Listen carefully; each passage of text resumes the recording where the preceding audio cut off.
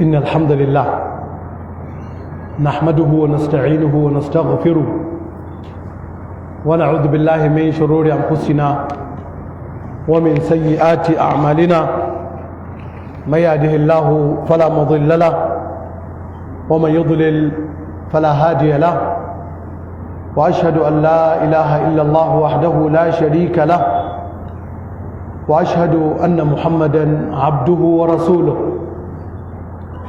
يا أيها الذين آمنوا اتقوا الله حق تقاته ولا تموتن إلا وأنتم مسلمون يا أيها الناس اتقوا ربكم الذي خلقكم من نفس واحدة وخلق منها زوجها وبث منهما رجالا كثيرا ونساء واتقوا الله الذي تساءلون به والأرحام إن الله كان عليكم رقيبا يا أيها الذين آمنوا اتقوا الله وقولوا قولا سديدا يصلح لكم أعمالكم ويغفر لكم ذنوبكم ومن يطع الله ورسوله فقد فاز فوزا عظيما أما بعد فإن أصدق الحديث كتاب الله وخير الهدي هدي محمد صلى الله عليه وعلى آله وسلم وشر الأمور محدثاتها وكل محدثة بدعة وكل بدعة ضلالة وكل ضلالة في النار.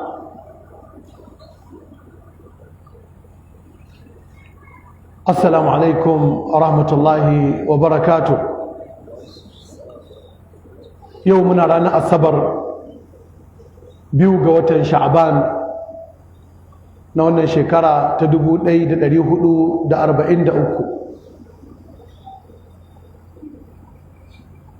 Bukukuwan maulidin Ibrahim Inyas sun dare. Bukukuwan maulidin Ibrahim Inyas sun dare. Wannan shine ɗabi'ar bid'a da 'yan bid'a, rabuwar kai da darewa da raba kan jama'ar musulmi.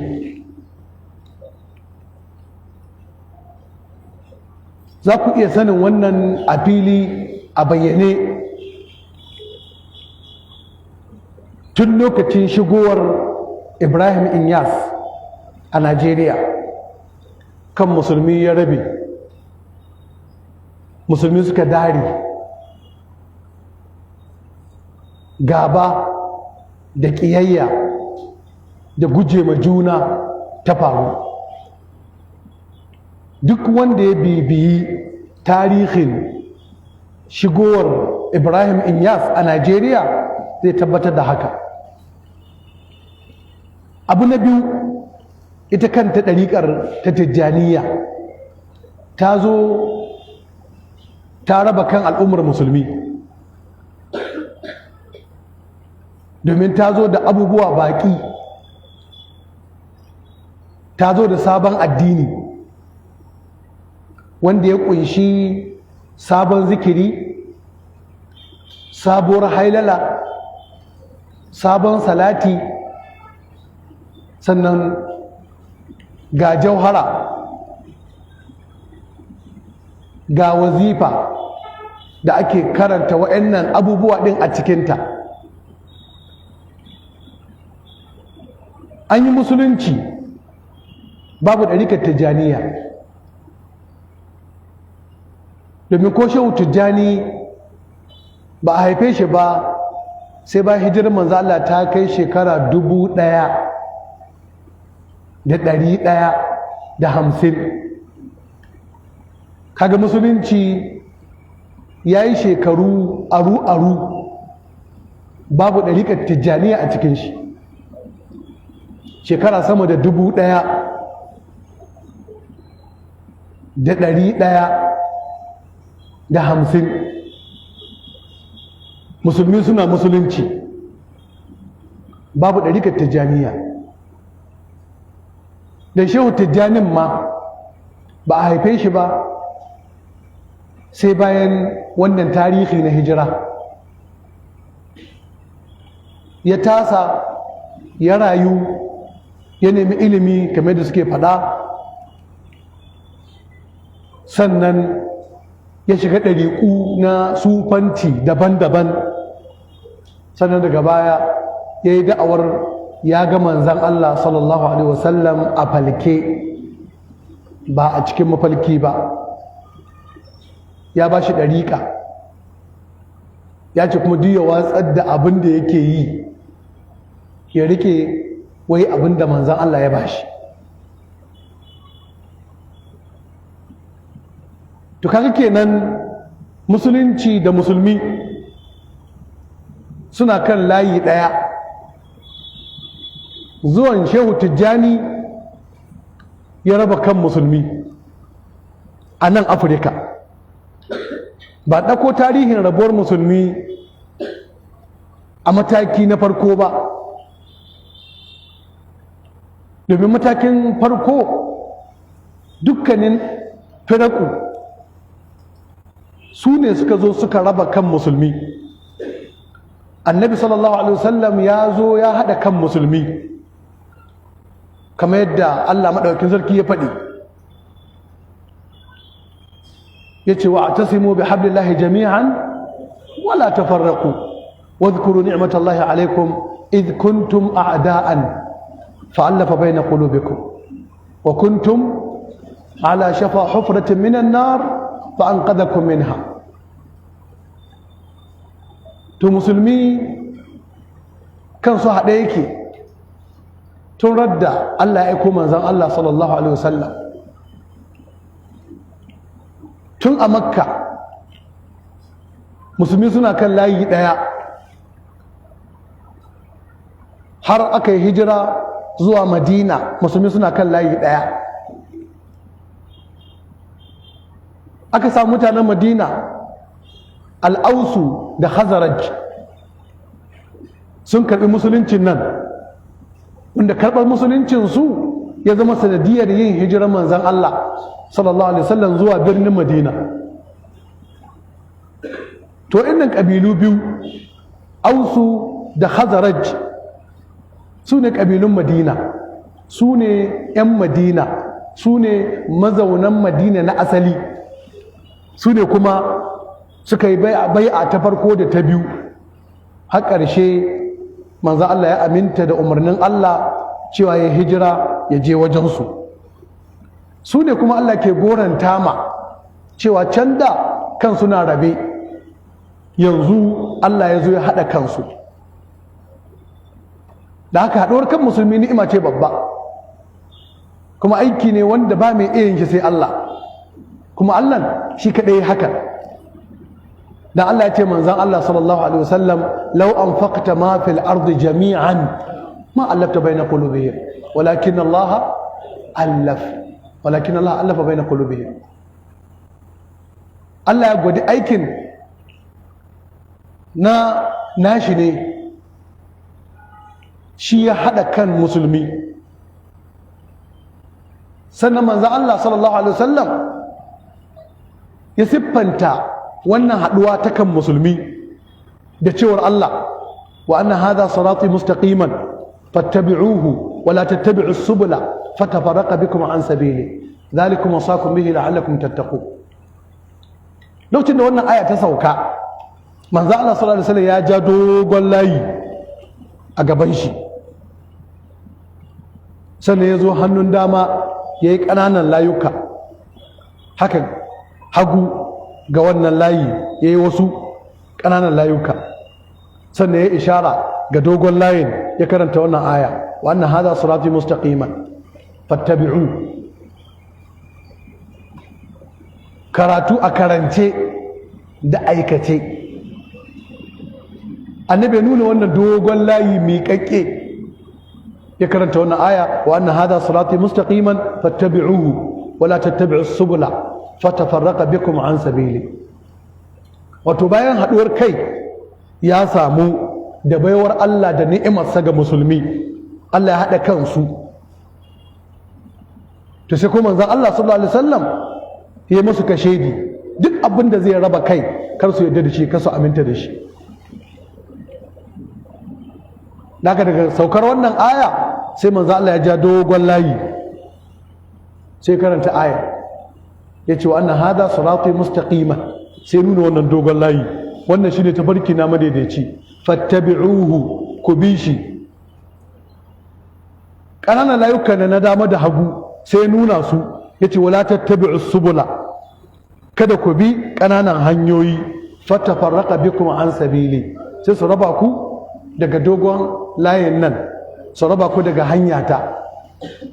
zalikum wasakum bihi, da wannan ne ake umarninku, la'allakum tattaqu,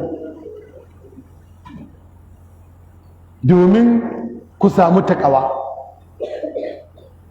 To haka wancan baya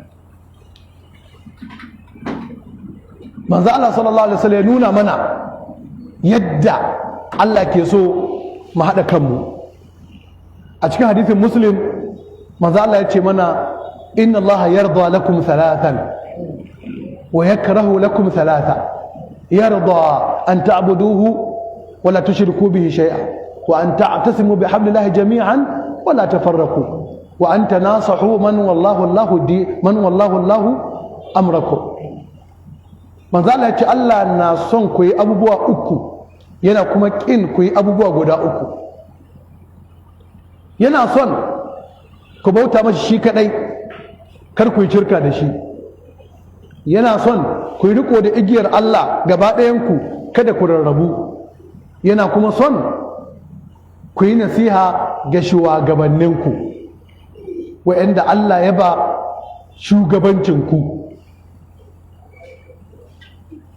Sannan ya ƙi maku ƙila wa ƙal wa ida'atal mal wa kathratus su'al, ya ƙi maku zantuka na tace nace, ya ƙi kuma ku ɓata dukiya. Sannan ya ƙi maku yawan tambaya ta ta'annuti wadda ba ta da amfani. To duk wannan kira ne zuwa ga haɗa kai, kuma aikace kowa ya ga yadda manzo Allah sallallahu alaihi wasallam ya haɗa 'yan uwantaka tsakanin al-ansar da al-muhajiru, tsakanin al-muhajirun da al-ansar. Kan mutane ya haɗu, musulmi suka zama tsintsiya maɗaurin ki ɗaya. Al'amarin kuma ya ɗore a haka har bayan rasuwar manzan Allah sallallahu alaihi wasallam. To kafin annabi ya rasu ya faɗi cewa lallai za a samu rarrabuwa cikin al'umma ce, don haka ya yi umarni da a riƙe dai tafarkin nan da ya bar mutane a kai. A cikin hadithin Irbad ibn Sariya wanda ashabu sunan suka ruwaito banda Nasa'i, manzo Allah ya wani wa'azi bayan salar asuba wanda ya girgiza zukata, ya kuma sa mutane suka zubar da hawaye. Ƙarshe suka ce ya Rasulullahi, wannan wa'azin ban kwana ne, kai muna wasiya. Yace ina maka wasiya da jin tsoron Allah, ina kuma yi maku umarni da ji da biyayya ga shugabanni. Sannan yace duk wanda ya dogo rayuwa a cikin ku zai ga saɓani mai yawa. Na umarce ku da bin sunnata da sunnar khalifofina Abubakar, Umar, Uthman, Ali, Allah ya ƙara masu yadda. Sannan manzo Allah ya faɗi wannan al'umma za ta dare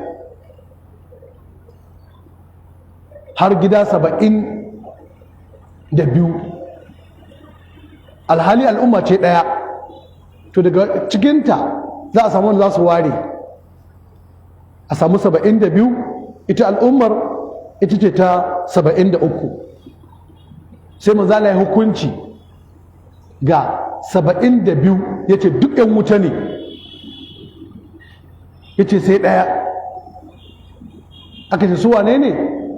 A ruwaya ingantatta yace waɗanda suke kan abin da nake kai, ko waɗanda suke kan kwatankwacin abin da nake kai a yau, ni da sahabbaina. A wata ruwaya yace su ne as-sawadul a'zam, a wata ruwaya yace humul jama'a. To kuma abinda annabi ya faɗa ɗin nan ya zo ya faru bayan hijirarsa ta kai shekara 35, musulmi kansu yana haɗe, tana kai 36 to nan fa aka fara samun rarrabuwa. Khawarija suka fito suka dare, shi'a suka fito suka dare, ƙadariya su ma suka dare, haka jabriya har zuwa kan su mu'tazila, jahamiyya, har ka dangane da ɗariƙun sufaye. Duk wa'annan sun bar wancan tafarki miƙaƙƙe da manzo Allah ya ce abi, Allah ya ce abi shi. Sun bi wa'ancan ƙananan layukan da Allah da manzo Allah suka ce kada abi.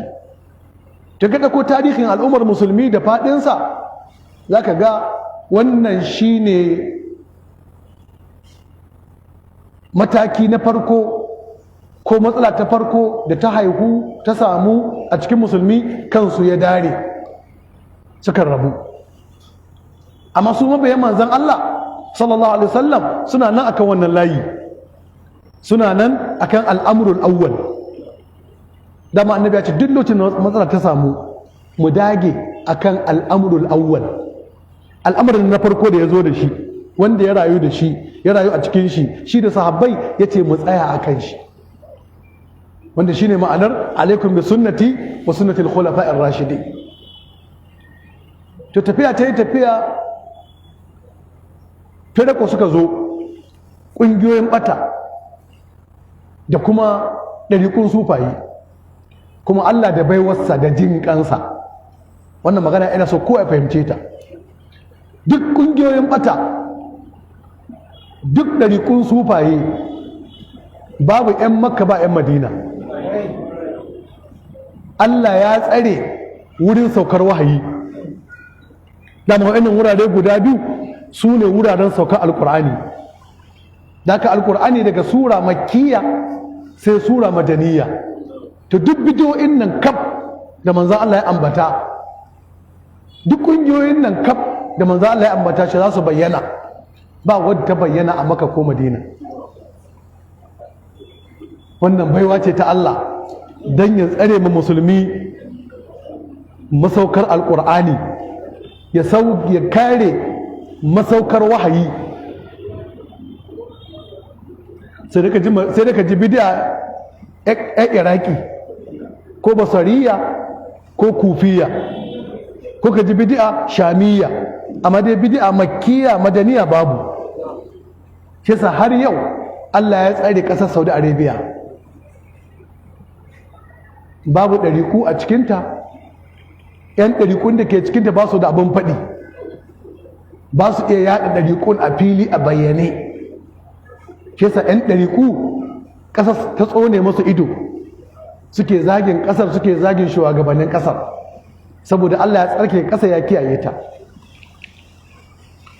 Da kuma ka dawo lokacin da ɗariku suka fara bayyana, kamar na faɗa, za a ga ɗarikun 'yan basara ne, ɗarika ce basariya ko ɗarika ce kufiya. Haka shi'a duk a wancan yankin suka fito, haka ƙadariya duk a wancan yankin suka fito. In ka dunkule ƙungiyoyin ɓata, za ga duka baƙi ne, ba wata 'yan Makka ba wata 'yan Madina. Tun ka dawo Najeriya ko Afirka, inda nan ne aka yi Shehu Tijjani, nan ne kuma aka yi Ibrahim Inyas. Ta ka ɗauko tarihin ɗariƙar Tijjaniya da faɗin shi, za ka ga zuwan ɗariƙar Tijjaniya ya raba kan musulmin Afirka. Zuwan ɗariƙar Tijjaniya a Najeriya shi ya raba kan musulmin Najeriya. Daga ni ina mamaki yadda musulmin Najeriya za su mance da wannan tarihi, har su karɓi ɗariƙar Tijjaniya, har su ba su tallafi, su karɓe su hannu bibbiyu, su manta da raba kan al'umma da suka yi. Ibrahim Inyas kuma yana zuwa, shi ma ya kawo rabuwar kai. Da ko a cikin ɗariƙar Ibrahim Inyas ya kawo rabuwar kai. Kafin Ibrahim Inyas ba a san wata faila ba, Tijjaniya kawai ake yi, babu sunan faila, duk da kalmomin faila suna cikin littattafan ɗariƙa ɗarikar tijjaniya, amma a ware wasu 'yan faila zuwa Ibrahim Inyas ne kawo wannan. Da haka Ibrahim Inyas ya yi barna har a cikin ɗarikar tijjaniya, ya raba kan 'yan ɗarikar tijjaniya. Ku ɗauki matsalar 'yan haƙiƙa, duk ɗan ɗarikar tijjaniya ɗan haƙiƙa ne, amma waɗanda ake samu suna tallata aƙidar haƙiƙa da ke cikin jawahirul ma'ani da sauran littattafan ɗariƙa, za ka samu waɗanda suka tsiru ne bayan bayyana Ibrahim Inyas. Sannan musulmi kada mu manta, Ibrahim Inyas ɗin nan fa yana cikin malaman Majalisar Ɗinkin Duniya ta Musulmi. Ibrahim Inyas memba ne a Majalisar Ɗinkin Duniya ta Musulmi, wadda cibiyarta take Makka, wadda ake kira Rabitatul Alamil Islami, wadda Malam Abubakar Gumi a nan Najeriya memba ne a cikinta. Haka Ibrahim Inyas memba ne a cikin wannan majalisa. Amma saboda gurɓata addini da Ibrahim Inyas ya yi, saboda zuwa da baƙin abubuwa a cikin addini da Ibrahim Inyas ya yi, sai da aka kore shi daga wannan majalisa. Korar kare aka yi ma Ibrahim Inyas daga Majalisar Ɗinkin Duniya ta Musulmi da ke da cibiya a garin Makka, wadda ake kira Rabitatul Alamil Islami. Memba ne da shi ake taruka, tafiya ta yi tafiya sai aka fara samun rubuce-rubucensa, wanda a Sheikh Muhammad Aman Aljami da a Sheikh Abdulaziz bin Abdullah bin Baz suka samu wasu baitotan waka na Ibrahim Inyas, wanda yake cewa duk wanda ya ganni ko yake so na zai shiga aljannar dawwamuwa babu shakka.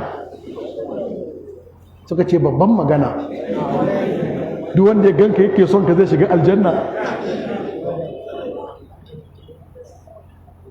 Ya masu alƙawarin ya tuba, ya masu alƙawarin zai gyara, amma bai gyara ba, bai tuba ba. Ƙarshe aka kore shi daga wannan majalisa ta ɗinkin duniya ta musulmi. To yanzu wai irin wannan mutum yau a cewa shi za a zo a yi maulidin shi, irin wannan mutum shi za a yaba a jinjina ma da sunan musulunci, wanda ga cibiyar musulmi ta duniya da ke Makka har yanzu wannan cibiya tana nan, kuma kowa ya san wannan cibiya Malam Abubakar Gumi memba ne a cikinta, bai gushe ba yana memba har ya mutu. Me yasa ba a kori Malam Abubakar Gumi ba, aka kori Ibrahim Inyas daga wannan majalisa? Ya kamata dukkanin al'ummar Najeriya, shugabanni da wanda ake shugabanci, su binciki tarihin Ibrahim Inyas, domin sun cewa wannan mutum ba mutum bane wanda za a karbi abin da yake kai, ba mutum bane wanda za a taimaka ma mabiyan shi, balle a yi taro don tunawa da ranar haihuwarsa. Wannan kamata ya yi taron Najeriya don tona asirinsa da fallasa shi. Ga littattafan shi nan yanzu, ba littafin da ya wallafa wanda baya hannu a yanzu. Duk littattafansa an riga an buga su. A je a karanta abin da ke cikinsu, a ga abin da ke cikinsu, musulunci ne ko ilhadi ne. Sannan daga cikin dalilan da ke nuna ɗariƙar Tijjaniya ta raba kan al'ummar musulmi, wanda yau dara ta ci gida, ga sunan su ma Allah ya raba kansu. Yau ɗin nan Sanusi Lamido da mabiyansa da ɗanɗan Ibrahim Inyas suka yi bikin tunawa da ranar haihuwar Ibrahim Inyas a garin Gusau, a filin jirgin Gusau, a garin Gusau ta jihar Zamfara. A wannan lokaci kuma Ɗahiru Bauchi yana can shi kuma a Kano, shi mana nasa biki. Allah ya tarwatse su, Allah ya raba su. kamar yadda suka raba kan al'ummar musulmi su ma Allah ya raba su. Babban dalili da ke nuna, ba ina son baka tarihi me ya faru bane, dan matsala ce sananna kowa ya santa tun lokacin da Isaka Rabi'u yake da rai, yake matsayin halifar Ibrahim Inyas a Najeriya. Duk mai bibiyar tarihi, mai bibiyar abin da ke faruwa a cikin ɗarikar Tijjaniya ya san irin yadda Ɗahiru Bauchi ya nuna damuwarsa akan dan mai Isaka Rabi'u zai zama shine khalifa. Yana ganin Isaka Rabi'u dan kasuwa ne, shi kuma malami ne. Ana mai laƙabi da wai Ibrahim Inyasa ya ce je ka faɗi duk abin da za ka faɗa, duk abin da ka faɗa ni na faɗa. Wai ana faɗa ya rubuce da wannan laƙabi, to sai me kuma? Wai Inyas hada zai ce ka je ka faɗi duk abin da ka faɗa shi ya faɗa. Ha a dinga yi maka kirari da wannan. To tuntuni akwai matsala ta khalifancin Ibrahim Inyas a Najeriya. Ɗaya Bauchi na ta damuwa, yana ta maganganu. Ga Isaka Rabi'u ya kwanta ya mutu. Ɗaya Bauchi wataƙila yana tunanin ko a zo a sake naɗa shi, sai kuma hakan ba ta samu ba. Sai aka ɗauko kuma matsayin aka ba Sanusi Lamido, wanda yana tsammanin yau ne aka naɗa shi, ko ba ku ji ba? To wannan abu yana cikin abin da ya Ɗahiru Bauchi haushi, ya dami Ɗahiru Bauchi. Dan me bai zama khalifar Inyas a Najeriya ba? Ba zan shiga cikin tafasil na matsalar ba kuma zan shiga cikin tafasil me yasa aka dare ana bikin Inyas. Sun saba suna yi haɗe, sun yi wannan so ɗai har so 20 da wani abu a Najeriya. Gashi kuma yanzu ta dare. Ɗahiru Bauchi ya ta sanarwa taron nan a Kano za a yi shi, suna gaita 'yan ɗarikar Tijjaniya su zo Kano. Nan kuma jihar Zamfara an kwashe sati guda a gidan rediyo mu na jihar Zamfara ana sanarwar kuma anan za a yi, kuma aka zo aka yi. Da aka nace muku bukukuwan maulidin Ibrahim Inyas sun dare. To dama waɗannan mutane su suka kawo darewa da rabuwar kai a Najeriya tsakanin musulmi. Bari ba ku misali wanda kowa zai fahimce shi, ba ma sai ka karanta a littafi ba sai ka yi karatu ba, kowa zai fahimci wannan cewa lallai ɗarikar Tijjaniya ita ta zo ta dare musulmi a Najeriya, kuma sanadiyar shigowar Ibrahim Inyas a Najeriya shi ya dare musulmin Najeriya. To gashi yau Allah ya sa dara ta ci gida su ma sun dare. Allah ƙara darar da su, Allah ƙara wargazar da su, kamar yadda suka wargaza suka dare musulmin Najeriya. Babba zai gwada maka wannan, ta mutanen nan su suka zo da raba kan musulmi a Najeriya. Da ni ina mamaki in ji wani na cewa wai cikin ayyukan Ibrahim Inyas wai akwai haɗa kan musulmi. Wanda ya faɗi wannan bai san wane ne Ibrahim Inyas ba. Ibrahim Inyas raba kan musulmi ya yi. Ya kamata wanda ya faɗi wannan magana ya san cewa Ibrahim Inyas ba ɗan Najeriya ba ne, ɗan ƙasar Senegal ne, kuma zamanin Saddaunan Sokoto, wanda duk ɗan Najeriya yana yaban Saddaunan Sokoto. Kowa ya san yadda Saddaunan Sokoto ya tallata addinin musulunci, ya musuluntar da maguzawa. Kowa ya ga yadda Saddaunan Sokoto ya ja Malam Abubakar Gumi ga jiki, kan al'umma ya haɗu. Amma daga shigowar ɗariƙar Tijjaniya ta hanyar Ibrahim Inyas, kan musulmi ya dare a Najeriya. Abin zai gwada maka haka, duk muƙaddami da zai ba da ɗariƙar Tijjaniya, cikin sharuɗan ɗariƙar Tijjaniya za a ce maka ba a haɗa wannan ɗariƙar da wata. Kuma su yan ɗariƙar Tijjaniya suke cewa duk ɗariƙun sufaye daga manzala suka zo, suke faɗin wannan. Sun ce duk ɗariƙun sufaye daga wurin manzan Allah suka zo, haka suke faɗa.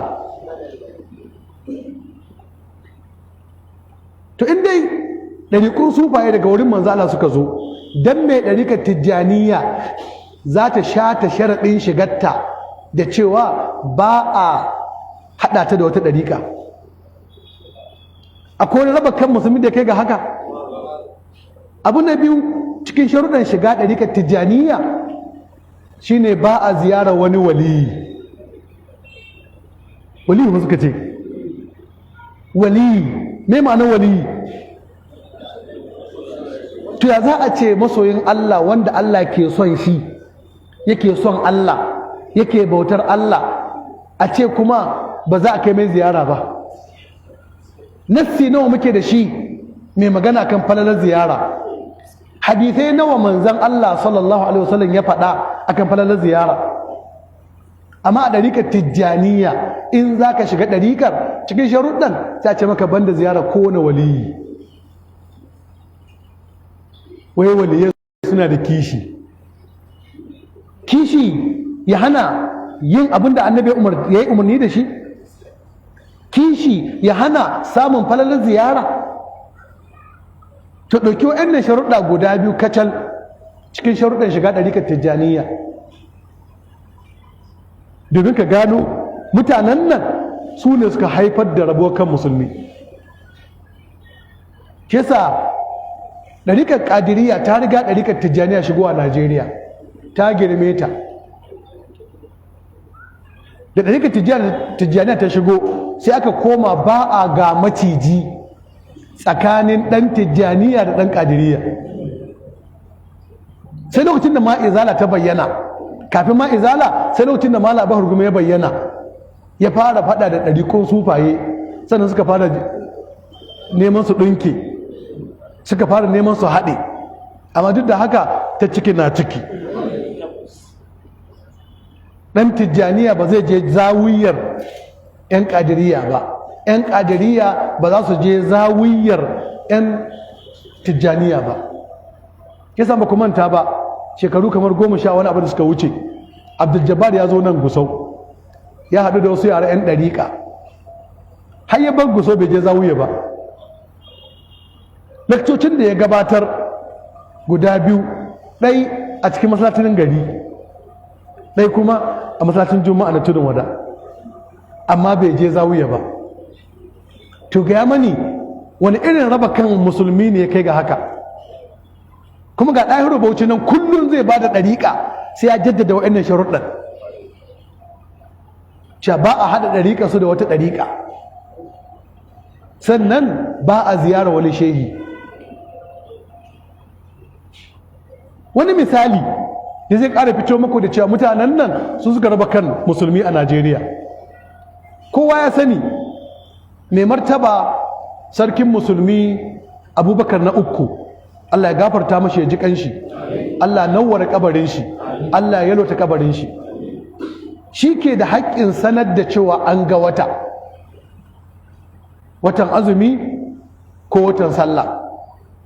To an yi lokacin da saboda ƙarancin hanyoyin sadarwa, sarkin musulmi Abubakar na uku shi ke bugo ma Malam Abubakar Gumi waya.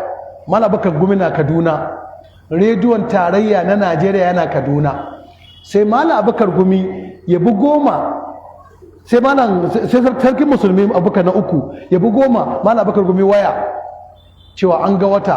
Malam Abubakar Gumi ya sanar, Malam Abubakar Gumi ya je gidan rediyon tarayya na Kaduna ya sanar cewa mai martaba sarkin musulmi ya umarce ni in sanar da ku cewa an ga wata wuri kaza da wuri kaza da wuri kaza, da aka gobe za ta zama 1 ga watan Ramadan. Ina ji matasan da nake gani gaba na ban san wannan ba, amma dattawan nan da nake gani jefi sun san wannan. Ɗahiru Bauchi na bayyana, yana hoton Bauchi, sai ne mai taso ya dawo Kaduna ya fara tafsiri don ya raba kan al'ummar musulmi. 'Yan ɗariƙa ne suka fito suka ce ba su yadda ba da Malam Abubakar Gumi ya ci gaba da sanarwar ganin wata. In ko ya ci gaba da sanarwa ganin wata, to su 'yan ɗariƙar tijjaniya ba su sake azumi ba da ganin watan sarkin musulmi. To sai aka koma sai dai a yi rikodin ko a bugo tangaraho waya a haɗa sarkin musulmi da gidan rediyon tarayya na Kaduna ya sanarwa. Da wayan mu mun san lokacin da Malam Abba Gumi ke sanarwa cewa an ga wata. Amma 'yan ɗariƙar tijjaniya suka zo suka raba kan musulmi, kuma tafiya na tafiya asirinsu ya tonu cewa hudan ba na Malam Abba Gumi ba ne, hudan na daular Usman Dan Fodiyo ne, hudan ne da Shehu Usman Dan Fodiyo. Sai ga ɗaya rubuci ya fito yana cewa jihadin Dan Fodiyo bai wuce zuru ba, cin mutunci ga daular Dan Fodiyo, cin mutunci ga Dan Fodiyo, cin mutunci ga zuriyar Dan Fodiyo. To kai wai mutanen mu waje sun manta da wannan ne? Mutumin da ya ci mutuncin Dan Fodiyo ya ce jihadin Dan Fodiyo bai wuce zuru ba, a ce kuma yau shi zai jagoranci al'umma a je Sokoto bara a yi maulidin Ibrahim Inyas, kuma har Sokoto su karɓe shi, kuma a zo nan jihar Zamfara kuma Zamfara su karɓe shi, su karɓi masu wannan raba kan musulmi. Taman ka dubi haɗin kai, dubi tarihin haɗin kai, dubi tarihin musulmi, dubi tarihin ahlus sunna, za ka ga su ne suka zo da haɗin kai. Ahlus sunna su ne ma'abuta haɗin kai, shi yasa ake kiransu ahlus sunna, ake jingina su ga manzon Allah. Ba a jingina ahlus sunna ga duk wani shehi. Su ko ɗariƙar su, ibadar su, wazifar su, duk ayyukan su gaba ɗaya ana jingina su ga Tijjani. Ahlus sunna ko ana jingina su ne ga manzon Allah. Ba mu da wani shehi sai manzon Allah, sai sahabban shi da ce abi. Su ko kaga suna jingina kansu ne ga wani mutum. Shi yasa har suke bukukuwan tunawa da ranar haihuwarsa. Kaga wannan mutane suka raba kan musulmi, su suka raba kan musulmi. Ga mu Najeriya a da Malam Bakar Gumi da ya ce an ga wata da umarnin sarkin musulmi, duk sai mu tashi da azumi. Amma ɗaya rubuci na bayyana ya zo ya dare kan musulmi. Malam Bakar Gumi shine wanda ake sauraron tafsirinsa a matakin Najeriya gaba ɗai. Ɗaya rubuci ya zo ya jayayya da shi ma ya buɗe nasu tafsirin. Malam Bakar Gumi na yin Sahihul Bukhari, ya zo ya sa Tajul Jami'u yana jayayya da Malam Bakar Gumi. Kan kenan rabuwar kai 'yan ɗariƙar Tijjaniya suka kawo, ba sai shiga wani dogon karatu ba wanda watakila zai wuce hankalin wasu. Na tsaya ga waɗannan manyan misalai don duk mai hankali ya gansu ya ji su. Je ka saurari yadda suke ba da ɗariƙa. Kuma saboda Allah malam, bayan musulmi ya ce ashhadu an la ilaha illallah wa ashhadu anna muhammadar rasulullah, musulmi ya ce la ilaha illallah muhammadur rasulullah. La ilaha illallah tana nufin ba abin bauta da gaskiya sai Allah. Muhammadu Rasulullah tana nufin Muhammadu shi zai zo yadda za a bauta ma Allah. To kana nan kana sallarka, kana salatinka irin na manzon Allah, kana zikirinka irin na manzon Allah, kana hailalarka irin ta manzon Allah, kana salatinka irin na manzon Allah. Wanda ga yana a cikin Bukhari da Muslim, ga yana a cikin Sunanu, ga yana a cikin dukkanin littattafan hadisi. Sannan ga wasu littattafai na an ware su da suka kunshi zikirin manzan Allah, kamar littafin Imamun Nawawi. Na ba da misali da shi don sun yarda da Imamun Nawawi. Ta Imamun Nawawi ya rubuta littafi mai suna Al-Adhkar, ba abin da ke cikin shi sai zikirin manzan Allah, yadda yake wazifa safe da wazifa yamma ta manzan Allah ba. Don wazifa ma'anarta aiki. To aikin zikirin manzan Allah na safe kenan wazifar manzan Allah ta safe, azkaru na manzan Allah na yamma, wazifar manzan Allah ta yamma, duk ga sunan ga abin da manzon Allah ke karantawa, amma shehu tijjani na zuwa sai ya zo da canjin na manzon Allah, ya zo da nashi, wanda nashi din in ka je cikin littafan azkaru baka ganin su, cewa a ce la ilaha illallah so 100, la ilaha illallah, la ilaha, ayi wannan, ayi salatul fati, ayi wacece, ayi wane ne, in ka je littattafan sunna baka ganin wannan. Ka ɗauki Bukhari a cikin kitabud da'awat ba za ka ga zikirin 'yan ɗariƙa, wazifar 'yan ɗariƙa ba. Ka je Muslim, ka je cikin sunan, ka je cikin muwatta'at, ka je cikin ajza, ka je cikin ma'ajib, ka je cikin almasanid, duk littattafan hadisi ka bincike su kaf, ba za ka ga irin wazifar ɗariƙar tijjaniya ba. To me yasa littattafan sunna babu wazifar tijjaniya? Sannan me yasa 'yan tijjaniya suka zo da wazifa daban da irin ta musulmi? Wa ya raba kai musulmi kenan? Ka kenan duk waɗannan dalilai ne na hankali, na karatu, da na kusa da na nesa, karami da babba, da wanda ya karatu da wanda bai karatu duk zai gane. Tunda ai musulmi sun yi zikiri, sun yi hailala, sun yi salatin annabi, babu ɗarikar tijjaniya. Sai da kai da kake zikirin nan naka na manzon Allah da ka karba daga manzon Allah, gashi nan da asanidu a cikin littafan sunna, an kuma zo maka na tijjani, an kuma ce maka sai an baka, an naɗa masu bayarwa da sunan muƙaddamai, sai ka zo muƙaddami ya baka. In ma kai yadda suka yi ba muƙaddami ya baka ba, ba kai komi ba, baka da kuma komi, baka da lada. Tsakaninku da Allah wannan ba sabon addini ba ne? A ce yadda ake ba musulmi kalmar shahada. Kun san akwai lokacin da ya rubuci Kirista zai zo ya musulunta a wurin shi, ya ba shi kalmar shahada, in ya gama kuma ya ce masa kana son ɗarika? Ba ku ɗaya rubuci na wannan ba da yawa? A shi kaga musuluncin daban, ɗarika daban. Tun da musulunci da ɗarika abu ɗaya ne, da ɗaya rubuci ba zai ce ma Kiristan da ya zo musulunta ba, bayan ya ba shi kalmar shahada ya kuma ce masa kana son ɗarika?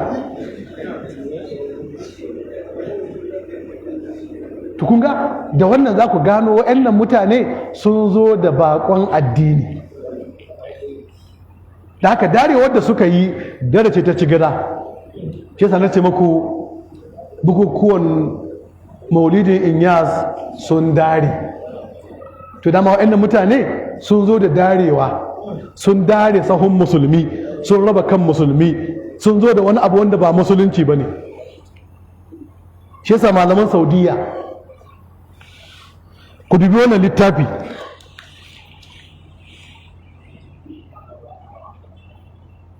sunan wannan littafi kenan fatawar lajina da'ima lil buhuth al-ilmiyyati wal iftah.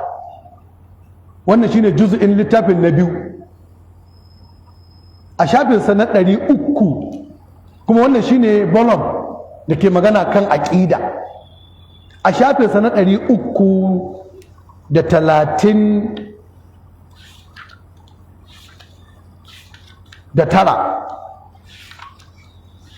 suka yi bayani a takaice akan ɗarikar tijjaniya. Ku zo mu karanta ko da a gurguje, domin mu gano ɗarikar tijjaniya ba ta da alaƙa da musulunci, ba ta da alaƙa da musulmi. Tambaya ce aka yi, aka aiko ma malaman Saudiya, aka ce masu mahiya aqidatukum fi tariqati at-tijjaniyya wa ru'yati al-mustafa sallallahu alaihi wasallam yaqadatan. Tambaya mai lamba 5553. Aka ce Allah gafarta malam, menene aqidar ku game da ɗariƙar tijjaniya da kuma cewa da suke yi ana ganin annabi a falke a fili? Da sai suka bada ansa mai tsawo. Ansa farko tana da alaƙa da wane ne Shehu Ahmad Tijjani, wace ɗariƙa yake kanta, suka yi bayani tun daga tarihin haihuwar Tijjani, suka yi bayanin rayuwar shi, sannan suka zo suka yi bayani takaitacce akan aƙidar shi, aƙidar Tijjani da aƙidar mabiyansa. Sannan bayan wannan dogon zango suka zo suka yi bayani a takaice game da hukuncin shari'ar musulunci game da 'yan Tijjaniya. suka ce wa nulakhisu fi ma yali jumlatan min aqaidihim allati tadammanaha al-bahth. Ba su kare bayanai tun daga shafi na 316 suke ta bayanin Tijjaniya da aqidar 'yan Tijjaniya,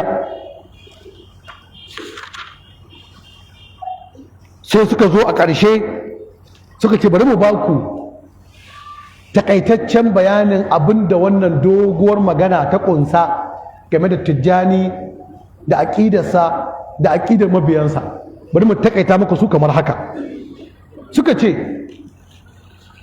wahid, abin da farko, غلو أحمد التجاني أحمد بن محمد التجاني مؤسس الطريقة وغلو أتباعه فيه غلوا جاوز الحد حتى أضفى على نفسه خصائص الرسالة بل صفات الربوبية والإلهية وتبعه في ذلك مريدي.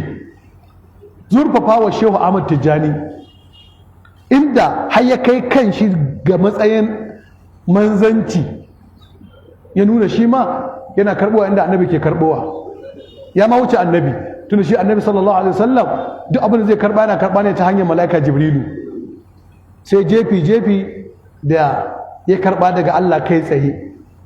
To shi ma Tijjani kai tsaye ke karba wajen Allah. Sannan Tijjani ya ba kanshi siffar rububiyya da siffar ilahiyya, kuma duk mabiyan ɗarika suna bin shi akan wannan. Abu na biyu, إيمانه بالفناء ووحدة الوجود وزعمه ذلك لنفسه بل زعم أنه الذروة العليا من ذلك وصدقه فيه مريدوه فآمنوا به واعتقدوه.